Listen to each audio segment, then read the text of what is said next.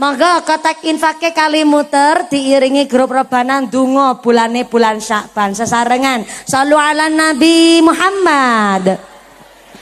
Allahumma barik lana fi rajaba, Allahumma barik lana fi rajaba.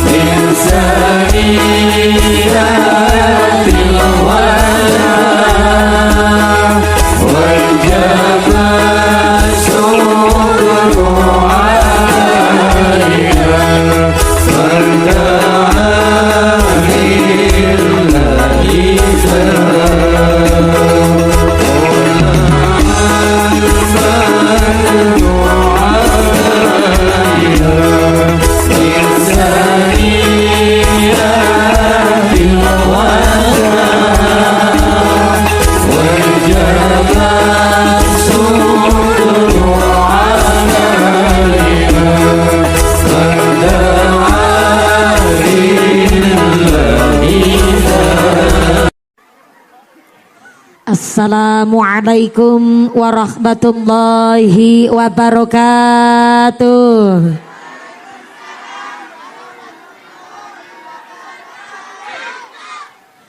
Kue talam bungkus kuning sing jawab salam muga-muga bisa meteng maning.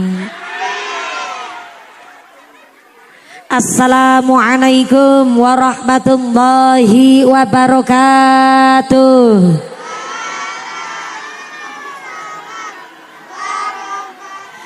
Godhong salam wite cengkeh sing jawab salam muga-muga duwite akeh. Assalamualaikum warahmatullahi wabarakatuh.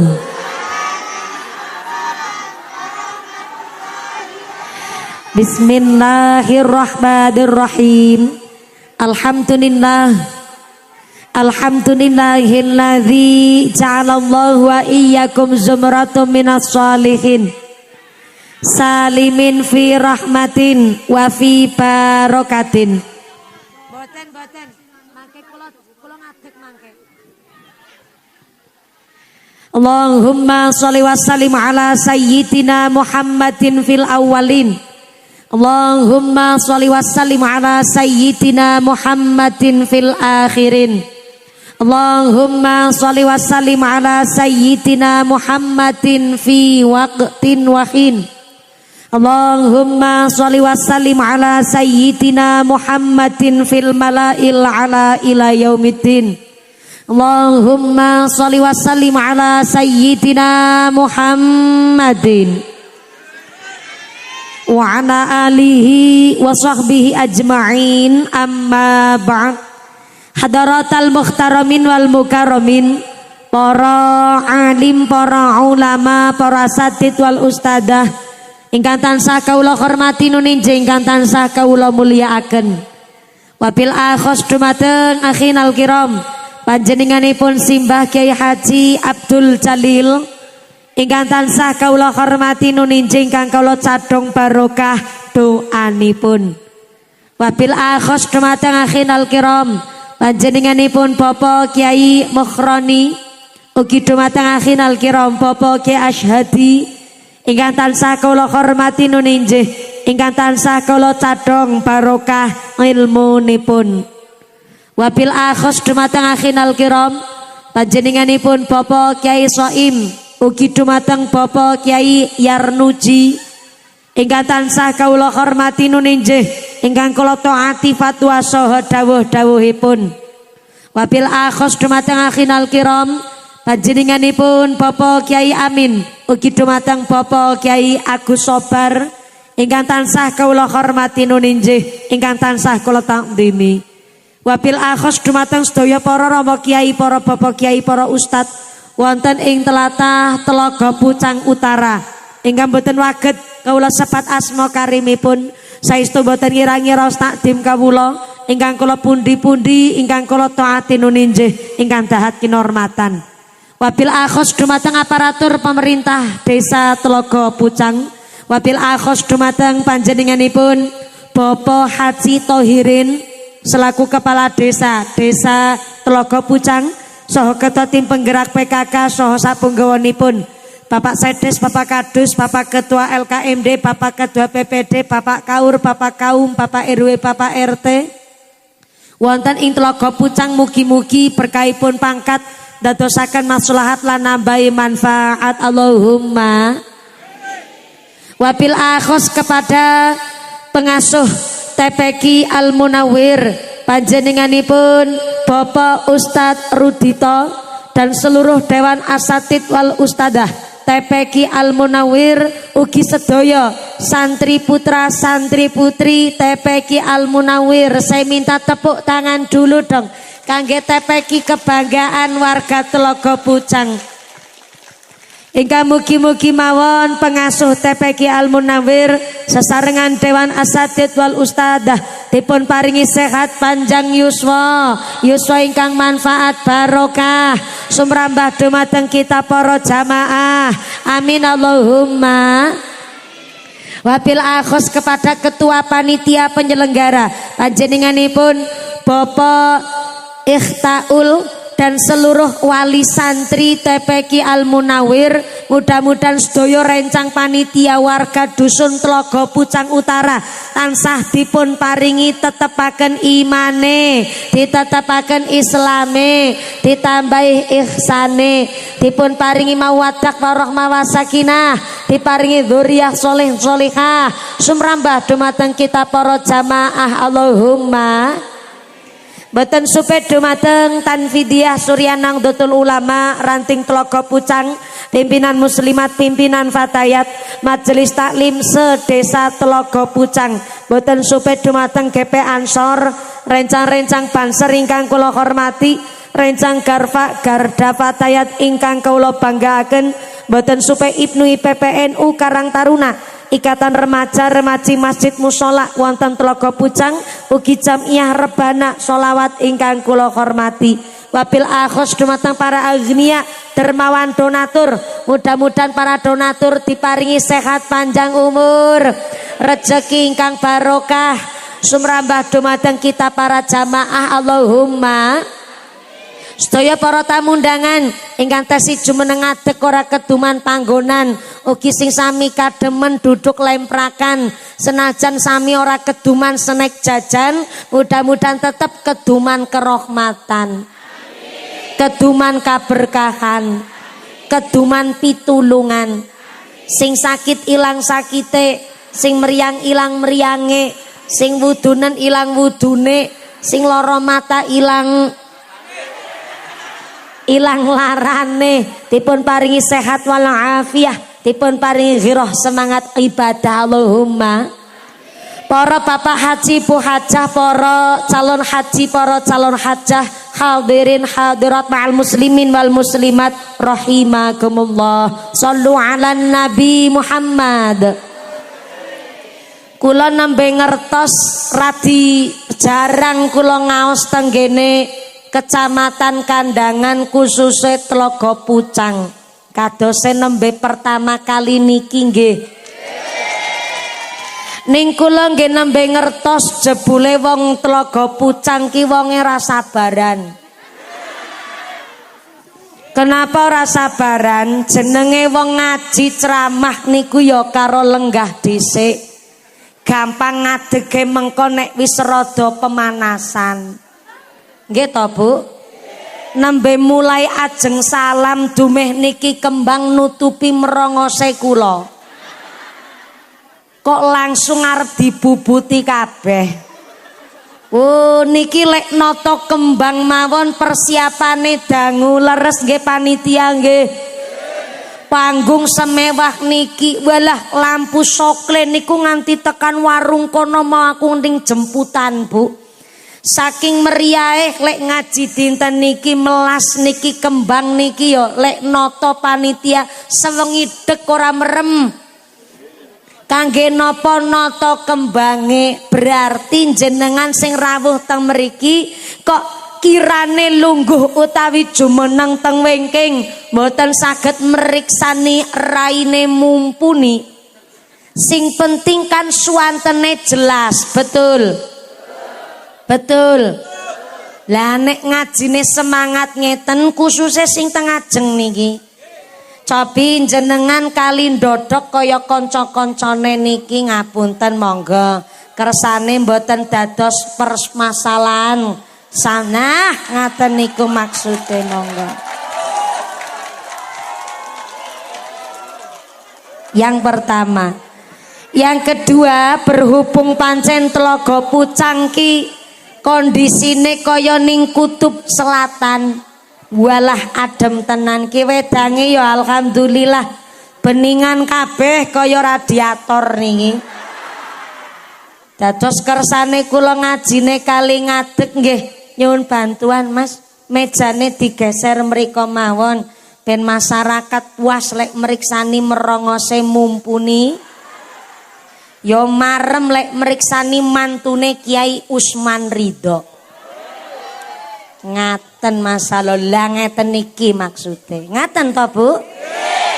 Empun marem jenengan marem. Nggih ibu-ibu ali santri ngendika ya iya kudu weruh mumpuni mbayare larang. Wis nek mbayare larang ngajine arep sing sekedap napa sing dangu? Tuh, wong Tlaga Pucang ra ngerti politik. Ngajine arep cendhek napa dawa? Milih jenengan cendhek mlebu kabeh napa dawa mlebu separo? Kok ngguyu? Nembe mulai kok pikirane rono-rono. Ngajine niki nek cendhek mlebu kabeh tapi nek dawa mlebu separo milih sing pundi? Oh sing dawa mlebu kabeh. Mudah-mudahan sampai purna acara lancar barokah. Gusti Allah ngendikaaken innal insana khuliqa halu'a. Sak temene menungso niki makhluk ingkang senenge ngeluh. Diparingi panas ndersula, diparingi udan ya ngersula. Niki diparingi tingkas. Mesti panitiane nggo rasan-rasan ning masyarakat. Telung dina wingi udan kok saiki terang. Jajal ki panitiane Tlaga Pucang Utara nganggo dukun pawang ngendi niki? Saumpami dalu niki kok diparingi Jawa, mesti panitiane yo nggo rasan-rasan karo masyarakat. Walah Tlaga Pucang Utara mesake tenan. Nanggap mumpuni larang-larang kok udan. Kelalen ki mesti panitiane lali orang nguncalke sempak nyang payon. Padahal udan ora udan ya ora nono urusane karo sempake panitia. Udan ora udan ya kabeh kersane Gusti. Tak pikir-pikir lebar salat Isya adem-adem kados niki paling enak kan nyekel remote, scroll TikTok, goreng bakwan karo pijet-pijetan. Nggih to, Bu? Lho kok jenengan karo royo rawuh wonten mriki wis kademen jaketan, ra keduman snack jajan. Jebule kula wau mireng saking panitia. Kula mireng saking Mbah Yar Nuji pilih warga masyarakat wonten ing Tlaga Pucang Utara memang piyayine remen ngaji. Alhamdulillah. Kenapa kudu remen ngaji teng zaman kados niki? Soale wonten pangandikan sayati zamanun ta'allumul ilmi kajihadi fi sabilillah. Ternyata yang namanya zaman akhir akan teko salah sawijining mangsa ting pundi ngaji golek ngilmu niku kajihadi fi sabilillah, berjuang teng dalane Gusti Allah. Kok sampai ngaji dados diwastani berjuang teng dalane Gusti Allah? Sebab wong ngaji niku aurat, wong ngaji kuwi abot. Kula cek rumin sebelah kiri ngisor saka listrik. Assalamualaikum. Masya Allah semangat banget. Iki nggih warga Telaga Pucang Utara. Masya Allah sing bayari kula barang. Ya Allah, berarti iki sing padha urunan. Masya Allah. Berarti ki judulnya aku kiai urunan. Ya muga-muga sing manfaat barokah Allahumma. Aku manut karo sing bayari. Niki kula minggah jam 09.00 langkung seprapat, berarti mangke mandhape jam pinten? Jam pira? Ya sing manusiawi. Dume bayari kok sekepenake jenengan. Minggah jam 09.00 seprapat, mandhape jam 12. Berarti ngajine 3 jam. Masya Allah, bener berarti wong Telaga Pucang ki wong yang geragas-geragas. Ya mudah-mudahan sampai pun acara lancar barokah Allahumma. Sebelah tengah dugi wingking mriku assalamualaikum. Halo. Masih sadar? Alhamdulillah. Keduman snack napa mboten? Ya Allah. Ora keduman. Mulane melu urunan. Sing ora keduman snack tetep rezekine sing barokah. Ngaji niku aurat, ngaji niku berat. Mula kenging napa nek ana wong ngaji setane ki milu teko. Ning setane ora nderek ngaji, setane teko malah melu tuku sosis bakar. Soale sumpahe setan kuwi sampai diabadikan teng Al-Qur'an. Sumpahe setan begini monine. Fabima aghwaitani la aqudanna lahum siratal mustaqim. Du Gusti Allah, kula niki setan. Kula mumpuni.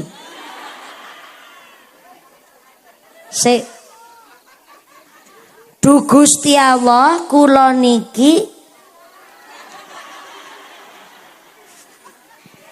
rada keliru ya. Kok maknane dadi beda? Tak ulang. Du Gusti Allah, kula niki mumpuni setan. Ki nembe ana ki ngarani bunyaine jare mumpuni setan.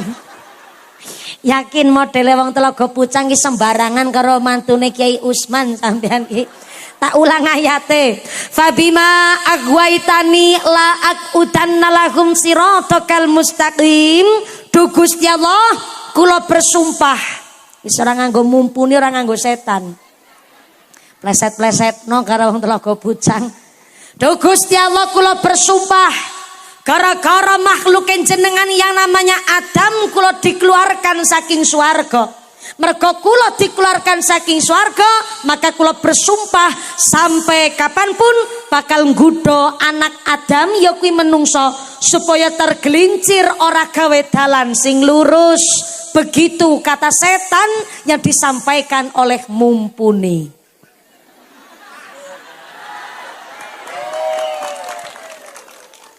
Mantune Kiai Usman kok kewonan lakon.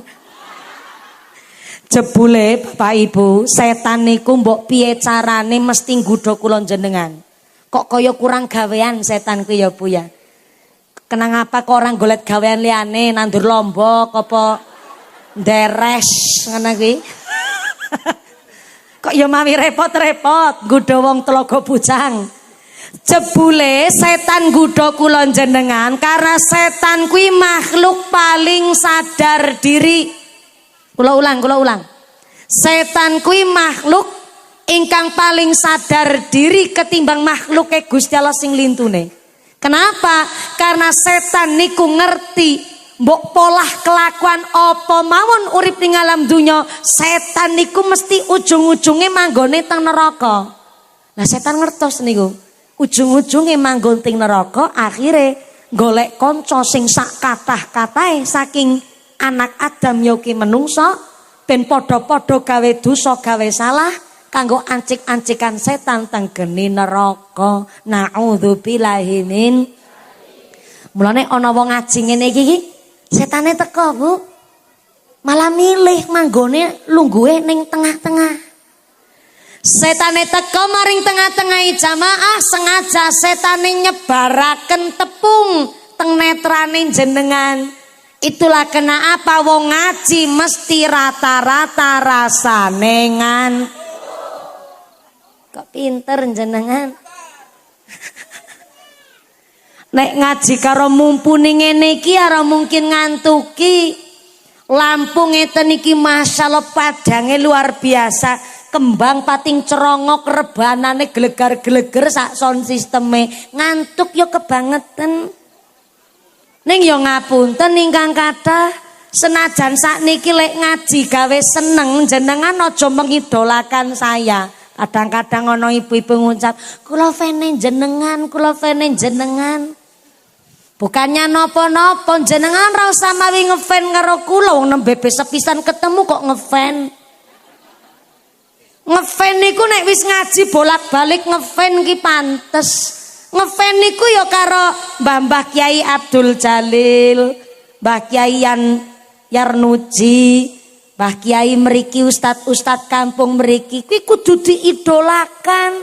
Soale jaman saniki ngapunten dumeh wis gampang lek ngaji teng HP, jenengan njur ngaji karo kiyaine dhewek males.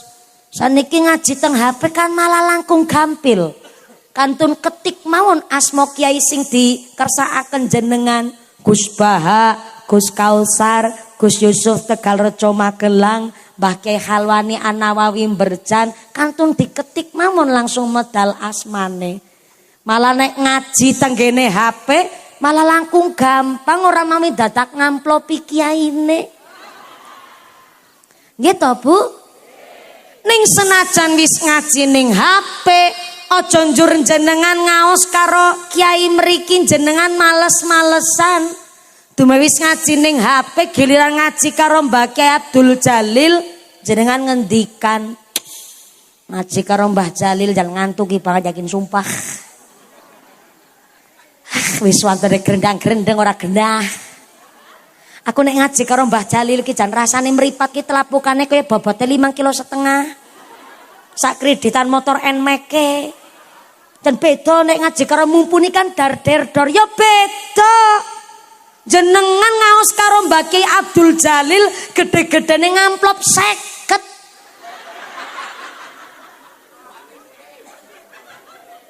Kok kakean merno penjalukane jenengan.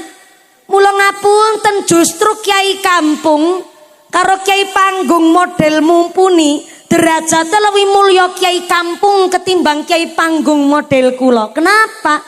Nek kiai panggung model mumpuni niki kiai bungkusan.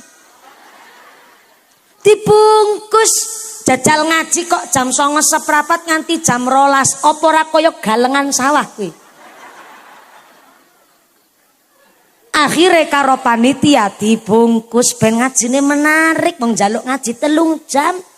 Lampu soklene pating celorot. Lah ki malah menungso barang ning kana ya Allah.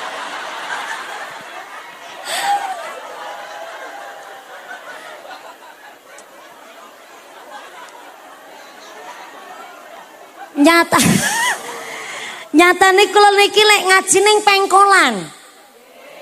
Teng penggokan. Pantesan menungso pada pating slesep ngono iki kaya kowe. Oh, dados piyai mriki niku lek ngaji senenge penekan. Ya. Ujar kula mau apa krenggak-krengguk, krenggak klogat-kloget. Ujarku burung hantu mau. Ya. Lek ngaji jebule ning tower barangan ngono iki. Matur nuwun. Niki mula ngajine dibungkus ben menarik ngene iki ana kembang tukul kembang dalam waktu semalam ngene iki ana rebana barang qasidah. Kula ora njaluk ngaji diringi rebana.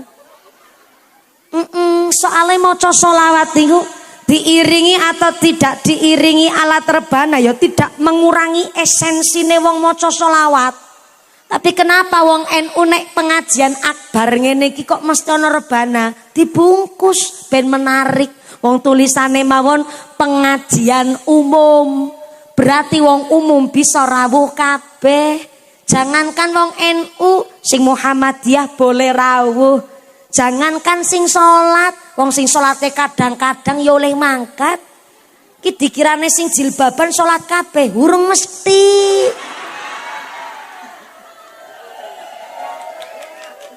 Oke, tak wae ngerti ya Yusartina.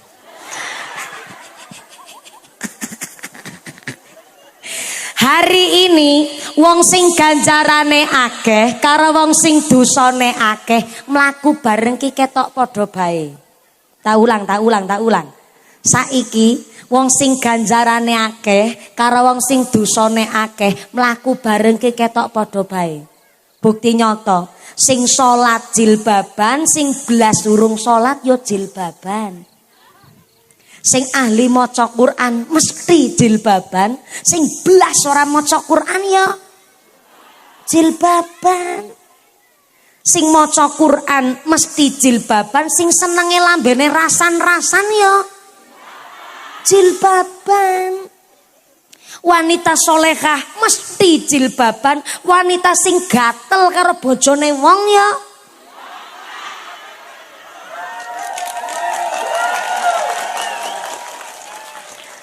jenengan ki ngeproki sapa jajal? Wong wedok solehah sing jilbaban njur atine do ngucap, mumpuni aku wong wedok apik-apik kok jilbabe dipadhake karo wong wedok gatelen. Berarti jilbabe kula sia-sia dong, ora Yusartina. Ibaratnya ngeten, siang hari langit biru cuaca cerah. Basa Jepange cuaca cerah kuwi terang glentang.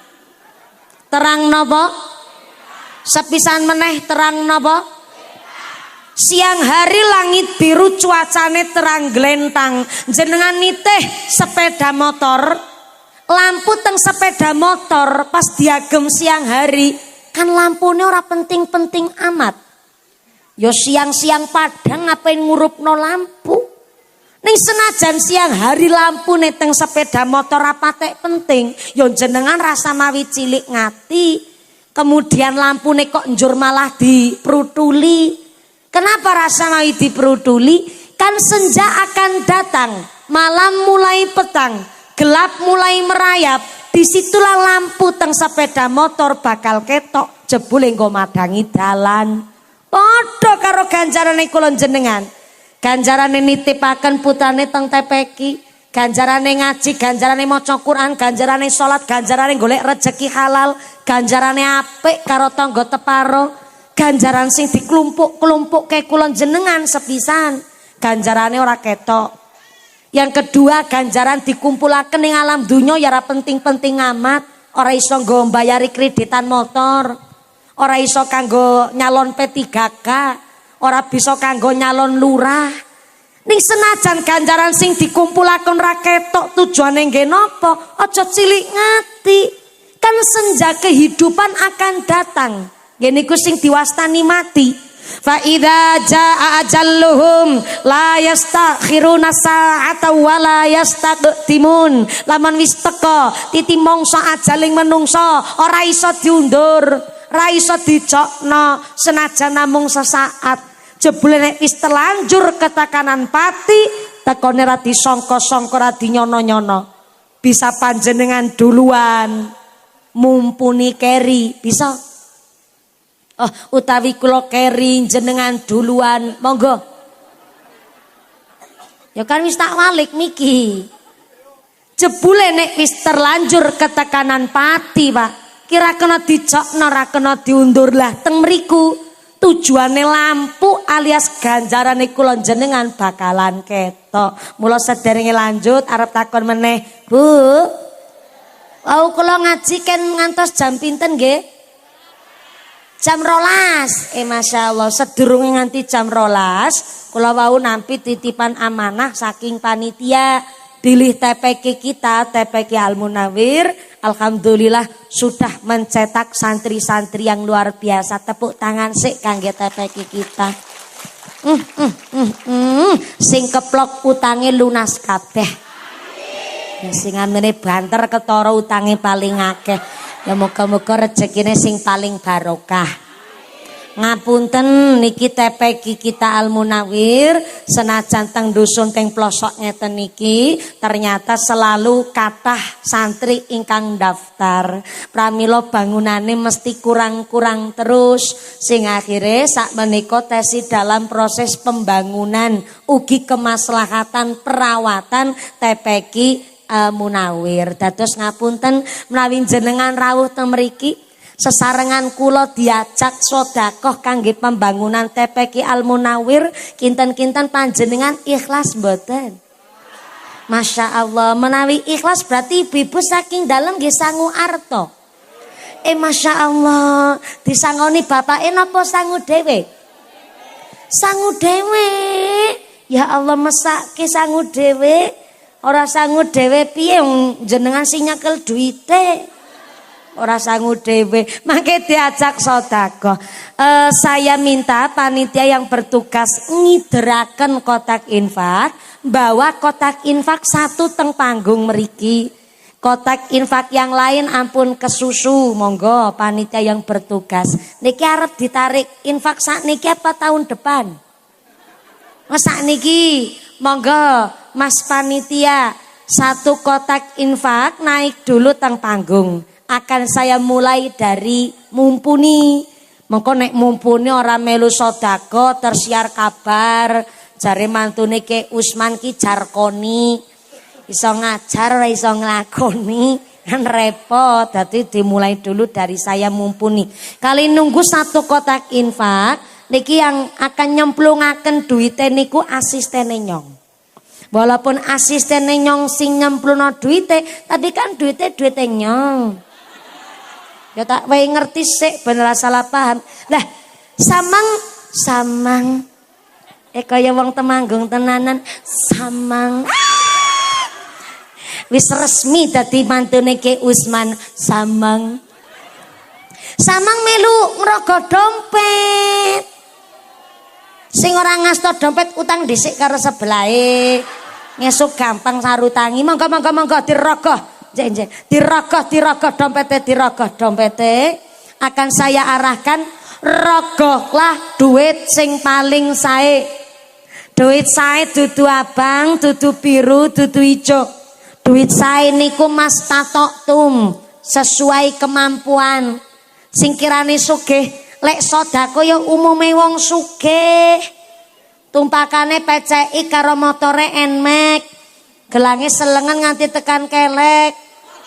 Ali-aline sekeong-keong, gelange ya Allah nganti tekan kelek kuwi tenanan ya Allah. Ali-aline sakeong-keong, kalunge dawane tekan wudel, kok masa sedekah mung 2000. Kan isin karo wudele. 2000 disolasi meneh. Ya duit tetap duit munine tapi Mas Tatoktum sesuai kemampuan. Uangnya udah dipegang, sudah artone pun dicepeng, sampune pun dicepeng duitnya diangkat ke atas. Tak absen. 10.000, 5.000 lumayan. Diangkat duitnya. 10.000, 5.000, 10, 20.000 matur nuwun. Sing digegem 2.000. Ora apa-apa. Mas Tatoktum sesuai kemampuan. Mpun diangkat artone, Mbah. Sampun tempelaken teng lati teng bibir.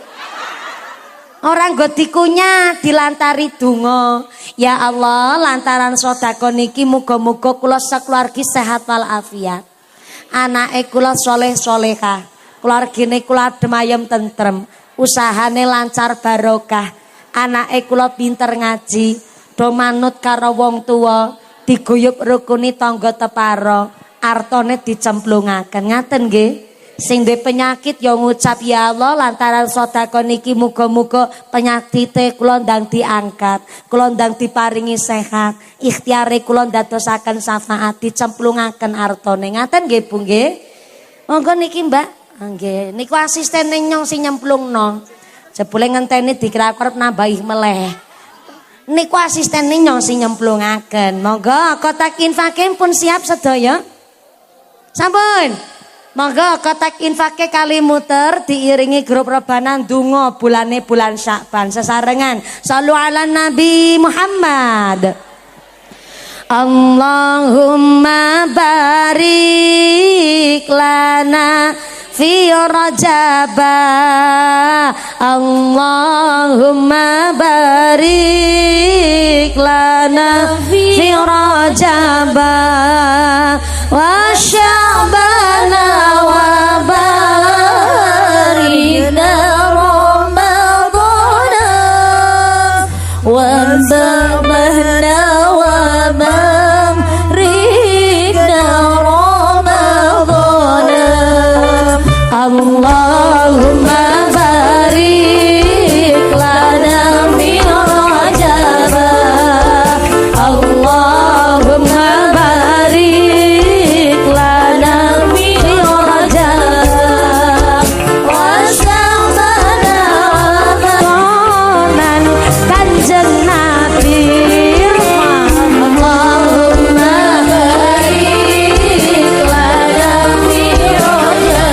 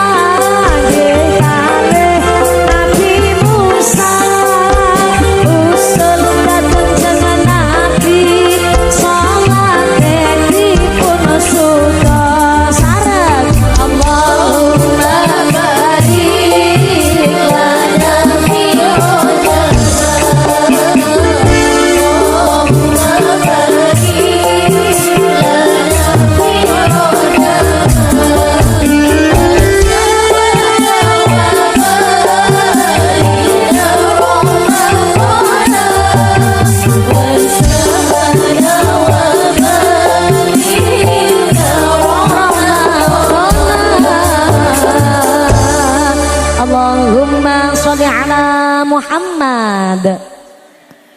Kotak infake tetep muter, senajan tetep muter menika kok lek ndonga Rajab menika cekapan, nanging tetep berkah menika dumugi Ramadan ngenjing kangge dipun panen sesarengan. Allahumma. Soalnya ngapunten niki sound sistemnya pancen gelegar-gelegere luar biasa. Ngapunten Mbah Yai Pak Lurah Nun Sewu, malah menika Mbah Yai persis ngadepaken sound system. Dados Nun Sewu jenengan mawon sing teng ajeng sound system wah brebegen nggih Bu nggih. Rada kasar niki mboten namung dadane sing geter sak kopok-kopok. Ya melu pating pencolot kabeh. Niki pancen sound systemnya luar biasa. Wong kula teng mriki mawon mireng sound system memang walah serune ora patut apa malik jenengan ya wis ora apa-apa sawer kabeh. Niki yang pertama kangge grup kosidahnya monggo. Wah rebanane kosidah luar biasa. Saya sawer niki Mas nggih jenengan Mas monggo. Nggih sound systeme walah. Niku volumene ra didialitaken sekedhik saged mboten niku? Saged nggih sami-sami. Ya Allah. Lek ngucapke matur nuwun pinter. Matur nuwun rasa repot-repot tapi ditampi. Namung nggih tumbas petukon rokok nggih Mas nggih. Karena ngapunten ingkang kathah. Sound system menika sangat-sangat penting tenggene lokasi pengajian. Lah nek sound system kok disewa teng hajatan, biasane bayaran niku full. Leres nggih? Nek sound system disewa teng hajatan bayarane full. Tapi nek teng pengajian biasane sing kagungan sound system malah ngucap ya wis ora apa-apa lah. Iki iso dinego kok nek nggo pengajian. Leres nggih? Tepuk tangan sik nggo sound systeme. Saestu niku ting pundi-pundi. Tenang mawon Mas, niku diwastani hadise tenggene Kanjeng Nabi ikhfa'us shadaqah. Sodako diam-diam yang masyarakat terkadang nggak tahu. Ngertine ya terima beres ngaji nanggap mumpuni kosidahe apik sound system jos padahal bayarane mung separo. Nggih, bayarane mung separo. Separone malih biasane ngalap barokah kali masyarakat lan Mbah Yai. Mugi-mugi sound systemnya tambah laris. Rezekine murah berkah barokah Allahumma. Sing duwe usaha dekore sound system kabeh muga-muga digampilake lek golek maisha amin Allahumma. Kanthi sedekah panjenengan sesarengan kangge sak mangke pembangunan TPQ Al Munawwir Gusti Allah sampun janji in ahsantum li anfusikum wong nandur sae mesti bakal panen ingkang sae Allahumma. Hari ini panjenengan sedekah arupi yatra duit arto make Gusti Allah mangsulaken kali panjenengan tidak berbentuk arto malih tapi digantos oleh Gusti Allah bentuke badane sehat, sehate wal afiyah, putra-putri soleh solihah, keluargane adem ayem tentrem, usahane lancar, karirnya bagus, diguyub rukuni tangga niku ganti saking panjenengan sedekah kangge nolak bala narik rizki kang beto manfaat maslahat Allahumma. Oh, ra digrimis. Oh. Boten. One wis nada temanggung. Oh. One wis temanggung iku ya wong setahun 8 wulan. Niki kok radi kremun-kremun dados ngapunten kirane kok mangke Jawa sing asta payung-payunge diagem. Kirane kok mboten ngasta payung silakan panjenengan mados lokasi ingkang sekeco tapi ya sak keco-kecane amargi niki lek ngaji persis ning nggone penggokan. Dados lek bangun tarup niku ya rada angel. Dados ngapunten ingkang kathah kirane ora ngasta payung ora ana panggonan sing kangge berteduh kondur mawon mboten napa-napa kula malah seneng. Mengko aku njur melu mengintili mulih ngono. Ya mudah-mudahan sampai pun acara lancar barokah Allahumma. Khususnya sing sami Bapak Putra Alit niki mulai kali persiapan kadose teng sebelah tarupipun Pak Lurah Pak Yai tes wonten lokasi ingkang radi sakeco. Sumangga mangke menyesuaikan. Ngaten nggih Bu nggih. Sederenge udan tenanan ngajine dilanjut. Ngaji kuwi ganjaran sing paling gede ning senajan ngaji ganjaran gede ya lek ngaji ora samawi pilah-pilih. Lek ngaos ngaji justru nek karo kiyaine kampung piyambak ayo do ngaji sing tenanan. Nek ngajine mumpuni niki ngaji bungkusan ben lek ngaji menarik. Tapi nek kiai kampung niku kagungan sifat asyhadur ruh. Kula ulang, kiai kampung niku statusnya asyhadur ruh. Sekali ndonga dungane paling caket karo Gusti Allah. Sebab napa? Kiai kampung mucal ngaos mboten nonton rasa pamrih. Pamrih kiai kampung mucal ngaos namung setunggal. Masjide tetep kagem salat jamaah. Anak-anak di desa tetep ngaji teng TPQ teng madrasah. Ibu-ibu masyarakat nggih tetep ngaji rutinan kanthi istiqomah. Mula Kiai Kampung mucal ngaos mboten kepingin terkenal, mboten kepingin viral, mboten kepingin FYP ning TikTok. Tanglet niku kali Mbak Ki Abdul Jalil. Mboten kepingin mucal ngaos diliput ning YouTube. Mboten kepingin derek lomba dai nang Indosingar. Kiai Kampung niku mucal ngaos mboten nonton rasa pamrih. Ora kepingin mlebu TV, ora kepingin ngajine ben dadi wong terkenal. Tanglet niku kali Mbak Ki Abdul Jalil. Mucal ngaos ora kepingin numpak mobil Pajero anu ra duwe. Dudu lagi ngece.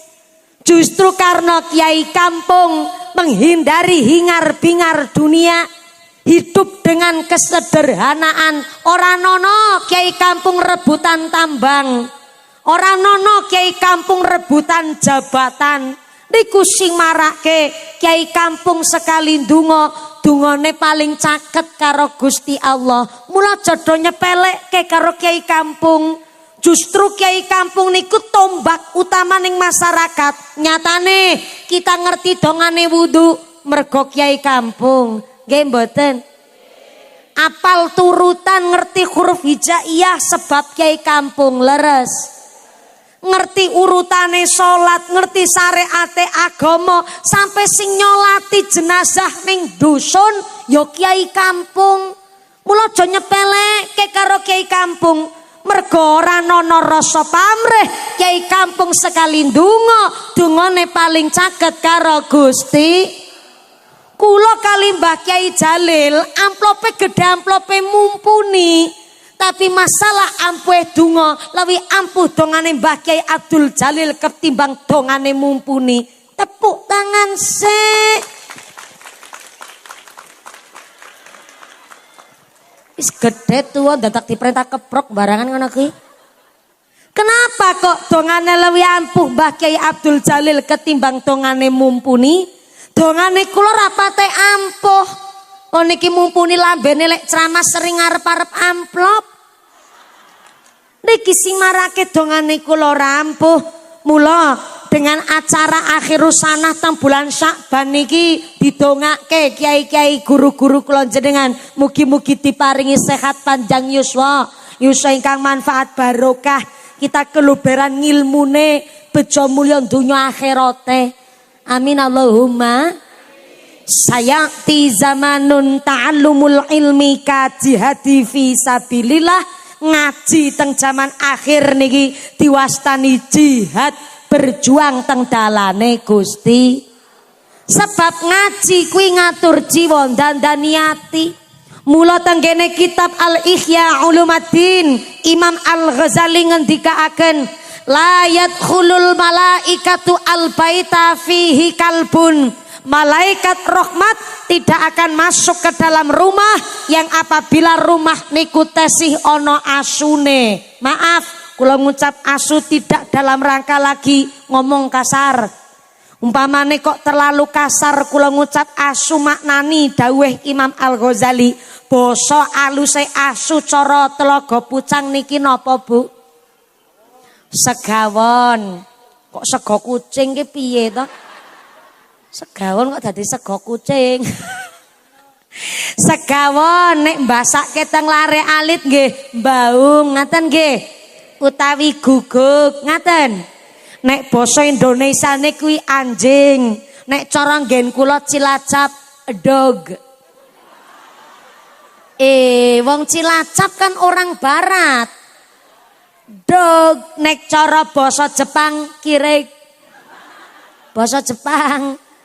Jebule Imam Al-Ghazali ndawuhaken teng Ihya Ulumuddin pilih la yadkhulul malaikatu al-baita fihi kalbun. Malaikat rahmat tidak masuk ke dalam rumah yang apabila rumah niku ono asune. Maaf, itu bukan makna lafdi, tapi niku makna maknawi. Ternyata rumah sing dimaksud kali Imam Al-Ghazali dudu rumah bentuk bangunan omah. Tapi rumah sing dimaksud karo Imam Al-Ghazali geniku atine menungso manaeh kula jenengan. Ternyata malaikat rahmat tidak akan masuk marang atine menungso kalamun atine menungso tesi ono najis asune. Ngapunten, sak najis-najise asu, jangankan air liurnya. Halo? Halo? Maaf nggih, sak najis-najise asu, jangankan air liurnya, jangankan dagingnya, wulune tok niku wis mengandung najis, wulu asu. Tapi sak najis-najise asu niku tesi bisa disuceni. Sak najis-najise asu tesi bisa dibersih. Nganggo nopo? Nganggo 7 basuhan air yang salah satunya dicampur tanah. Dianjurkan lek nyampur tanah tidak di basuhan yang terakhir kepitu, tapi diantara basuhan pertama sampai ke-6. Berarti sak najis-najise asu esi bisa disuceni, tapi najise atine menungso arep karo apa lek nyuceni? Napa najise atine menungso? Sifat sirik, iri, dengki, pamer, sombong, gemedek, kuminter, kementus, sumugih, kumayu, kumaka, pelit, medit, betitil, bakhil, kikir, kucren, jelantir, kaya pil, kudanil. Tepuk tangan sik. Ki ngomong ngono kuwi ngracike angel. Telung dina telung wengi lek ngapalke nganti ora merem kuwi. Najise asu esi bisa disuceni, tapi najis atine menungso kan paling angel lek nyuceni karo apa jajal. Mula ngaji ngatur jiwa ndandani ati. Mula nek ana wong ngaji nderek ngaos kok jenengan rasane ngantuk tenan. Lah lek ngaji tenanan berarti kuwi. Soale nek ngaji kok ora ngantuki berarti kecampur hiburan. Kaya ngene iki kiai bungkusan iki. Dadi orang ngantuki. Tapi nek jenengan kok ngaos kali Mbak Ki Abdul Jalil ngantuk. Lah ki ngaji sing tenanan kuwi. Senajan yo ngapunten setane ora mung nyebaraken tepung teng netrane jenengan. Nek ana wong ngaji apa melih ngaji rutinan karo Mbak Ki Abdul Jalil, setane teko maring tengah-tengah jamaah, setane nyebaraken paku ning palungguhane jenengan. Itulah kenapa wong ngaji rasane obah mawon. Sing sukune slonjorno, gubet kanan, geol kiri, tekuk mburi, slonjor ke meneh. Kegudo setan jenengan.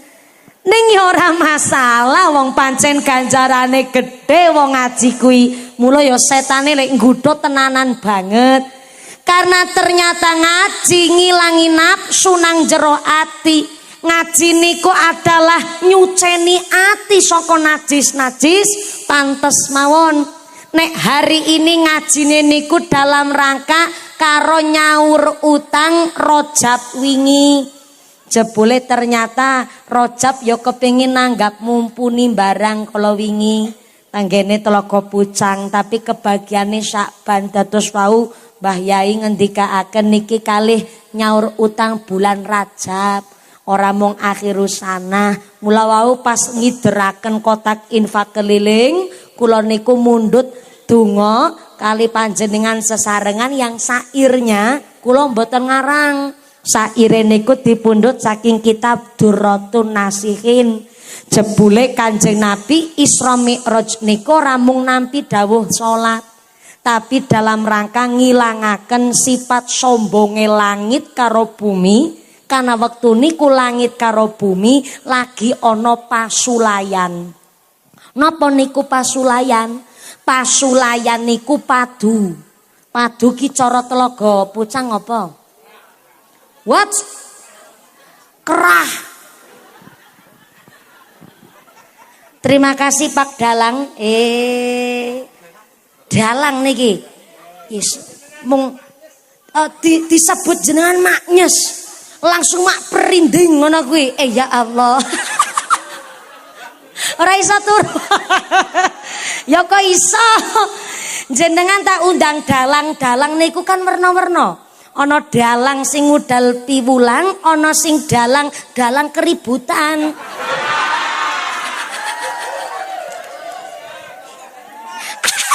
Lha kok pas? Ngaji kok modele sikut-sikutan ngene iki modele ya Allah. Oh ya Allah, tepuk tangan sik. Pantes wingi mandan ribut lek ngumpulke dana kanggo mumpuni. Jare beliau adalah dalang sing melu ribut ngumpulke dana nanggap mumpuni.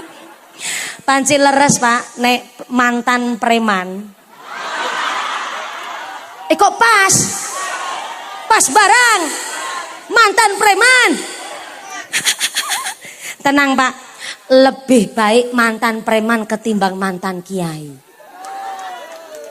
Biasane nek mantan preman tobat sekali tobatnya tenanan banget.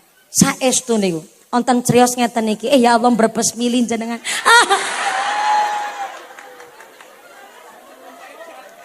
Pokoke jan. Oh terngiang-ngiang. Omongane mumpuni napa-napa sing terngiang-ngiang. Oh ngaten niku siap begini Bapak. Yang namanya hidayah, petunjuk utawi pituduh niku namung kagungane Gusti Allah. Ngapunten, Kanjeng Nabi niku mboten kagungan hidayah, Pak. Pamane Kanjeng Nabi Abu Jahal Abu Lahab kurang sedulur apa karo Kanjeng Nabi umpamane Kanjeng Nabi. Ning pamane Kanjeng Nabi Abu Jahal Abu Lahab tetep dadi wong brutal, dadi wong brengkel, di preman, ora mung preman. Abu Jahal Abu Lahab niku yo preman, ora gelem ngibadah, ora gelem tobat, rada kasar wis bajingan tengik nemen. Maaf wis bajingan ketambahan tengik kowe. Sekadaluarsa niku Pak. Ning ternyata hidayah niku namung kagungane Gusti Allah. Pilih Kanjeng Nabi wis ngelingaken pamane, tetep pamane niku mati pun dalam keadaan kafir niku Abu Jahal Abu Lahab. Tapi ternyata jenenge hidayah niku namung kagungane Gusti Allah. Ana wong mung gara-gara nderek pengajian tapi kok manahe njur luluh sampai mbrebes mili, sing waune blas ora tau salat kok gari tindak teng masjid ya ora ngerti padahal awake yo kebak tato.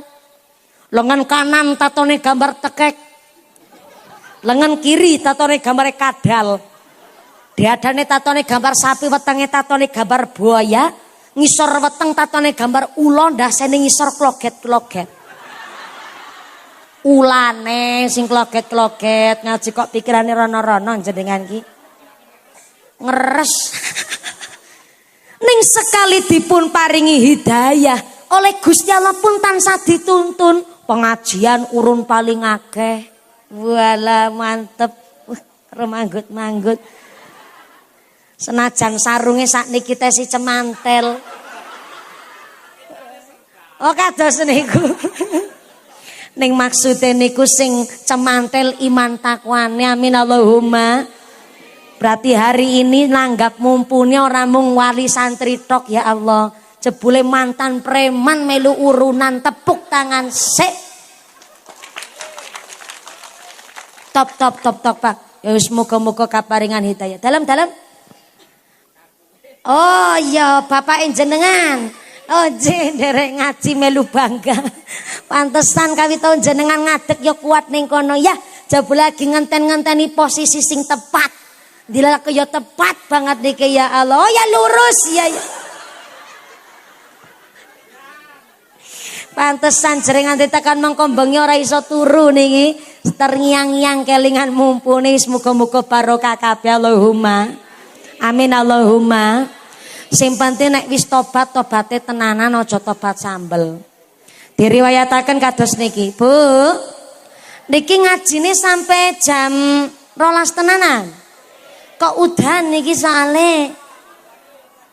Moga-moga mantole diagem, ngasta payung ya payunge diagem. Niki kadosipun namung kremun kemawon insyaallah. Umpamane grimis nggih namung sekedap makin njur insyaallah ngajine dumugi purna kanthi slamet wilujeng alhamdulillah. Nggih mboten usah mawi diringi rebana qasidah istirahat kita sholawat rumin nggih Bu nggih. Kersane nambah berkah niki Jawa. Shallu ala Nabi Muhammad. Sun anta badrun anta nurun fau qanu nuri anta iksiru wa ghali anta misbahu suduri Allah ya Nabi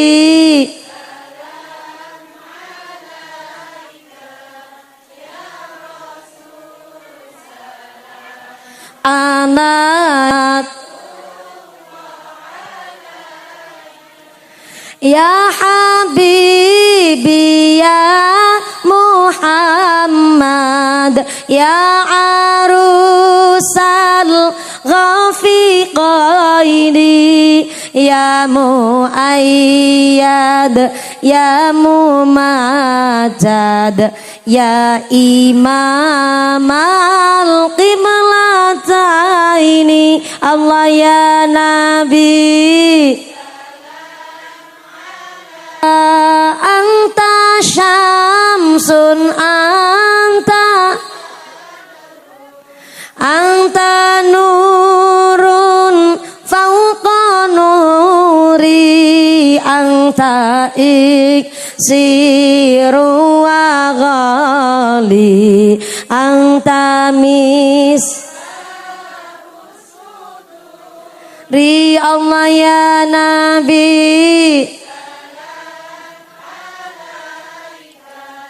ya Rasul salam alaika sallu ala Nabi Muhammad sing kenging toyane grimis insyaallah sedaya penyakitnya diangkat kali Gusti Allah. Grimis dinten menika andadosaken tanah kita tambah subur, masyarakatnya tambah makmur, kita dijauhkan dari wabah musibah, dijauhkan dari malapetaka, dijauhkan dari mara bahaya, dijauhkan dari segala macam bencana, selamat dunia akhiratnya Allahumma. Malah kula dados weruh niki ana tanda-tanda kekuasaane Gusti Allah, ana kloso munggah sirah. Ora apa-apa ki tanda-tanda kekuasaane Gusti Allah. Ki ana dalile kuwi. Wa asa an takrahu syai'an wa huwa khairul lakum wa asa an tuhibbu syai'an wa huwa syarrul lakum. Dadi menungso aja seneng nyepelekno barang sepele karena bisa jadi Allah ngangkat derajat kita saka barang sepele. Bukti nyata niku kloso plastik dituku regine gangsal 1000 nggih Bu nggih. Lah dituku regine 5.000 kok mung arep dijagongi, dibokongi karo dintuti sekalian. Ketoke kok nista tenan. Dituku kok mung arep dijagongi karo dibokongi pisan. Tapi bareng udan bekas bokong kok malah munggah sirah. Berarti kuwi klosone kajenan napa mboten? Klosone mulya napa mboten? Klasane mulya wong nyatane wone dibokongi kok malah dipunding-punding. Diangkat ning ndhuure mustaka. Artinya sengit karo wong aja berlebihan. Karena mesti sewaktu-waktu butuh karo wong sing disengit kuwi mau. Betul? Laras. Kaya klasane niku jenenge sengit karo wong ya Allah. Nek kadung benci niku ya Allah wis ora kena diobati. Kadang-kadang saking sengite wegah aku ngambah terase omah. Mbok nganti tekan pecat mati piye carane wegah aku ketemu karo wonge. Boro-boro ketemu weruh wajahe tok wegah aku ra sudi ngono kuwi. Sampai-sampai saking bencine karo wong, kadang-kadang anak kepelu-pelu. Janji kowe kok pernah dolan ning omahe, ora tak anggap anak meneh kowe. Nek kadung sengit, kadung benci, ya Allah mung gara-gara warisan. Karo sedulur kandung kok nganti ra takon-takonan. Mati lampu. Mati listrik. Ya Allah, luar biasa wis tambah syahdu nek ngene iki. Wis kudanan payungan karo kloso mati lampu. Lengkap sudah. Lah niki kok lampune kula tok sing ora mati. Oh, berarti niki sesuai amal dan perbuatan. Ora. Niki mergo ana genset ana solare ya Pak ya. Ya wis lah niki lek ngaji ben kersane tambah syadu. Pokoke ngeten sing beto putra alit kok udane mangke umpamane rada deres panjenengan mados lokasi kang sekeca ngaten nggih. Nanging pancing nggih pun musim Jawa nggih panjenengan kedah nderek bersyukur kanthi wontene udan dinten menika. Mudah-mudahan saestu andadosaken berkah. Amin Allahumma. Shallu ala Nabi Muhammad. Pangeran salatullah salamullah ala Rasulillah salatullah salamullah ala yasin habibillah tawasalna bi bismillah wa bil hadi Rasulillah wa kulli mujahidillah di adil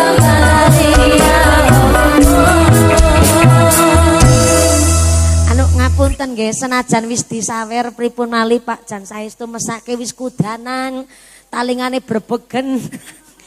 Dados niki lek selawatan sawetawis mboten diiringi mboten napa-napa. Kadar jenengan wis nampa saweran aman kok Mas. Insyaallah tetep ora mangan gaji buta ora aman. Niki tak solo mawon ora samawi diiringi mangke jenengan sing ngiringi kula nggih Bu nggih. Kanapa miki dadi lali? Nanging menawa manungsa dicoba uripe rekoso dheweke njur padha kandha carene Allah ora tresna anggepe dongane ora pernah dikabulne menawa sugih syukura menawa melarat dosa para menawa sugih syukura menawa melarat dosa para selawat salatullah salamullah ala toha Rasulillah salatullah salamullah ala yasin habibillah tawassalna bi bismillah wa bil hadi Rasulillah wa kulli mujahidillah bi ahlil badriyah Allah sallu ala Nabi Muhammad. Sekedap nyuwun bantuan. Panitiane aman niki aman Mas. Gerak cepat. Iya. Ngene ana wong mlayu aku deg-degan soale. Nggih, aman. Oh ya, siap. Ngono sing nyambut gawe aku tetep nglanjutake lek nyambut gawe. Lek ngaji yo kemulan barang yo Bu ya. Apik tenan. Kula ndelok jenengan kaya ning dhuwur kasur Bu ya. Mergo ngertose wau mangkat namung ngadem, ora sangu jaket sangune kemul. Dados jenengan lek ngaji karo kemulan ngono kuwi ya Mbak ya. Sapik lah tenanan. Niki ya kreatif barangan, ora mung Aladin tok sing mabur nganggo kloso. Jenengan ya melu mabur nganggo kloso wis muga-muga berkah kabeh Allahumma. Kali lanjut ngajine nggih Bu nggih. Nggih Bu nggih. Langit karo bumi niku padha pasulayan. Pasulayan niku kerah. Iki mau gara-gara bapake ngucap kerah ngene iki. Lagi kerah langit karo bumi gara-garane langit ki ngucap ngene karo bumi. Mi bumi. Deloken aku ki. Aku langit karo samang. Kowe jelas esi luwih mulya aku mi bumi.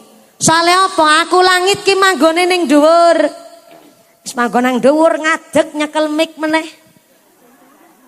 Wah aku ki mulya mergo aku ki manggon ning dhuwur. Aku kepanggonan srengenge. Wulan lintang malaikat panggone ning nggonku. Sampai-sampai aku kepanggonan Baitul Makmur. Apa ki Baitul Makmur? Ka'bah para malaikat. Dadi nek malaikat arep thaaf ora mau dadak mudhun nyang bumi. Tapi wis ana Ka'bah dhewe jenenge Baitul Ma'mur. Wis lengkap kemuliaane aku lek dadi langit. Wis samang iki ning ngisor rasa macam-macam karo aku. Kok jenengan malah melu jengkel aja nesu. Niki kan langit, lagi cerita ngono kuwi karo bumi. Bumi jawab, ngit langit. Ngit, tak wae ngerti ya. Pancen bener, samang karo aku ya luwih mulya samang sing manggon ning dhuwur. Ning padha-padha samang manggon ning dhuwur, sampean durung mesti duwe apa sing tak duweni ning aku. Aku pancen bumi manggone ning ngisor. Tapi aku ki kepanggonan macem-macem anane isenane bumi. Gunung manggone ning nggonku. Kawit Gunung Merbabu, Merapi, Mertua manggone ning nggonku. Ning gone Temanggung ana sapa? Ana jenenge Gunung Sindoro Sumbing. Tekan Banyumas, Pemalang, Brebes nganti tekan Tegal ana Gunung Mame. Ngertos Gunung Mame? Slamet kuwi ning endi-endi mesti diundangi Mame. Lah ning kono ki ana Gunung Mame. Gunung Mame manggone ning nggonku. Kuwi nembe gununge segara manggone ning nggenku. Apa sampean kepanggonan segara? Ora ngit. Nek segara manggone ning nggonmu delok-delok tumplek. Lagi segara manggone nang nggonku, manggone ning bumi ya segarane delok-delok tsunami. Kuwi nembe segarane ana tumbuhan, ana kewan manggone nang nggonku, kewan sing paling gedhe nganti kewan paling cilik manggone ning nggonku, tengu. Manggone ning nggonku. Sama ora ngerti tengu. Tak wae ngerti tengu kuwi sedulure kami tetep adine kemerki ponakane mrutu. Manggone ning nggonku. Menungso sing kahanane warna-warna, ana sing enom, ana sing tuwa, ana sing nembe lair, ana sing wis seda, sampai sing ayu, sing gagah manggone ning nggonku kabeh. Kuwi nembe menungsane. Antak wae pirsa meleh siji meniki gonge iki. Sampean kepanggonan Baitul Ma'mur, malaikat tawaf nanggone sampean. Tapi aku ki menung bumi, senajan aku ki kepanggonan Ka'bah tempat mulya, aku kepanggonan menungso sing paling mulya sak ngalam jagat raya ya ki Kanjeng Nabi Muhammad sallallahu alaihi wasallam. Ayo jajal. Nek arep sampean adu-adu karo aku, luwih mulya sapa aku karo samang? Mulya aku. Ngaku kepanggonan menungso sing paling utama sak ngalam jagat raya. Bareng bumi matur ngaten niku, akhire langit mikir. Sewengi dek langit ora iso turu. Malah lek mapan turunan ki karo ndelok plafon. Akhire langit nangis. Langit napa, Bu? Ibu pernah meriksani langit nangis? Lah niki. Udan ki langit nangis. Sok tahu samang. Wis pokoke langit nangis. Niki dudu udan kuwi langit nangis. Wong aku ya urung pernah weruh langit nangis modele kaya apa. Nek udan ki beda ceritane. Langit nangis nyuwun karo Gusti Allah supaya Kanjeng Nabi minggah ning ayunan. Sing akhire Kanjeng Nabi Isra wal Mi'raj niku tidak hanya nerima dawuh salat, tapi ternyata dalam rangka ben langit orang duwe sifat sombong meneh. Jebule saking critane langit karo bumi, wong sombong mesti uripe sengsara. Wong sombong mesti uripe rekoso. Wong pamer niku malah kualik-walik sing akhire Bapak Ibu. Pramila kanthi cerita langit karo bumi, kula badhe jelasaken. Oh iya tes ribut mergo lagi nata bokong ya Bu ya. Bingung arep didokok pundi bokonge. Mergo lagi udan ngene iki grimise ya rada nemen. Ki kaya kayane nek udane kok awet persis kaya utange tanggane ya Bu ya. Heeh, ora masalah lah. Muga-muga senajan grimis ngeten iki panjenengan diparingi sehat walafiat. Justru badane tambah sehat Allahumma. Tenggene kitab namanya Riyadhus Shalihin, neraka karo swarga niku pernah obrol-obrolan, pernah dopokan. Dopokan niku omong-omongan. Dimulai saking neraka ngucap begini, swarga, aku saiki neraka isi kosong. Kenapa aku saiki isi kosong? Soale aku iki neraka sing manggone si padha urip ning alam dunya. Sehingga kula niki tesih lampune ora sanawi dioncoraken teng kula padange tekan kene. Kula nek ora mawi dioncori lampu wis padang banget niki alhamdulillah. Jensek teh kuat, solare penuh. Terus niki insyaallah aman. Tapi ki lampu-lampu baterai ki cara kene apa to, Bu? Senter. Nah, senternya ampun dioncoraken teng rainya saya. Karena padangnya kita mriki pun padang banget soalnya sing liyane gelap. Ini ngomong-ngomong sekarang jam berapa sekarang? Jam 9. Oh, masih jam 9 ya. Ora maju-maju jamnya kene. Ojo apa jame kula sing bodol apa jame samang? Wes si jam 09. Teh si jam 09. Lah udane deres tenanan, Bu. Mados lokasi sing sekeco, monggo-monggo. Ibu nggih. Barengan payungane barengan.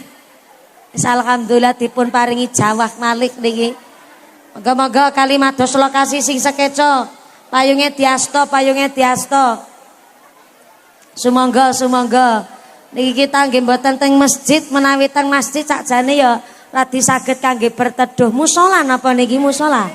Oh, musolane pun penuh. Ya karo disolawati panjenengan sedaya. Mados lokasi sing sakeco.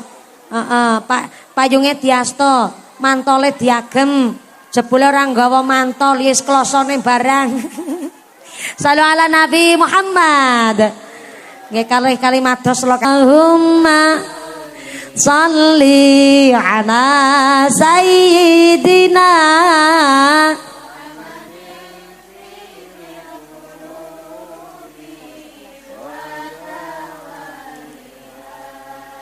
wa afiyatil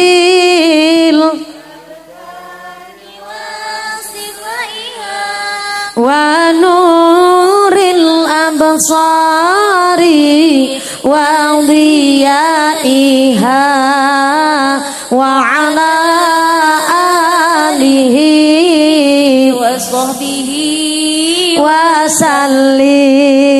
Sapa gede syukur bakal urip makmur. Ati syukur ora dengki ora meri karo sedulur. Nanging ati kang kufur karo tangga ora akur. Ati kang kufur tumindak ngawur awon ing pitutur. Wong ingkang takabur bakal peteng ana ing kubur. Shalawat Allahumma sholli ala sayyidina Muhammadin tibil qulubi wa dawaiha wa afiyatil abdani wa sifaiha wa nuril absari wa dhiyaiha wa ala alihi wa sahbihi wa sallim. Pingin duwe putra ingkang saleh salehah, wong tua ikhlas nafkah bersih lan taat ibadah. Nanging kosok balike kok wong tua karepe dhewe gak dicukupi hak anake, laknat dunya akhirate. Dadi ya wong tua pelindung anglakoni kewajibane. Irfa Allahumma sholli ala sayyidina Muhammadin qulubi wa tasifaiya wa nuril absari wa diyaiha wa ala alihi wa sahbihi wa sallim. Sallu ala Nabi Muhammad. Mugi-mugi Jawa dinten menika kangge seksi ngenjing tenggene akhirat, menika andadosaken kula panjenengan saged manjing tenggene swarga kanthi kumpul sesarengan kalian Kanjeng Nabi. Allahumma amin Allahumma.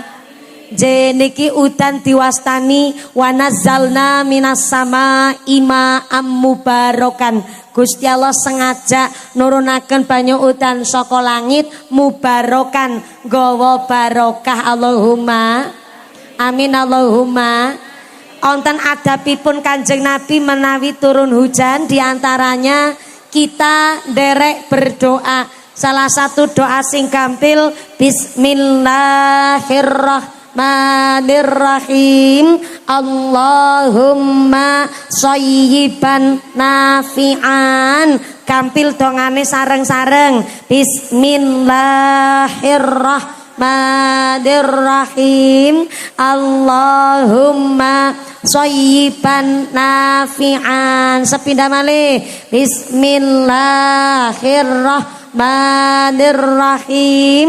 Allahumma shayyiban nafi'an. Artinya ya Allah dadosaken Jawa menika Jawa ingkang beto manfaat. Allahumma. Pancen menungso niki diwastani kataan ngersula, diparingi udan ngersula, diparingi panas yo ngersula. Giliran diparingi udan karo panas lek ngarani jare udan kethek.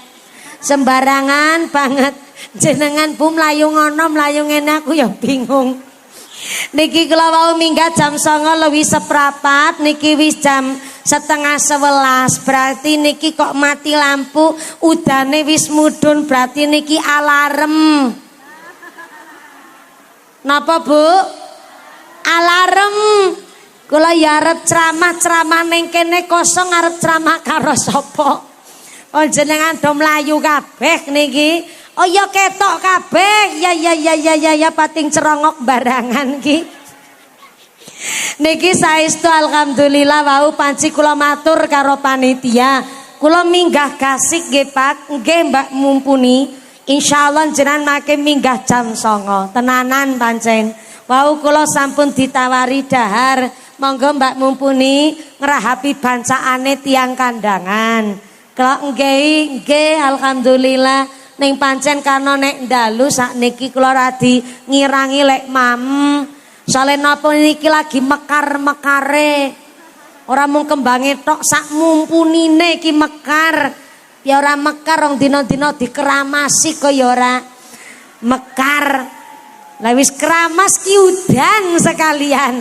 Wis tambah mekare, maka alhamdulillah senajan niki kok dipun paringi Jawa ya plus mati lampu barangan, tapi saestu niki warga masyarakat Telaga Pucang Utara matur nuwun sedekahane panjenengan niki nunggu ngaji cuman 2 bulan.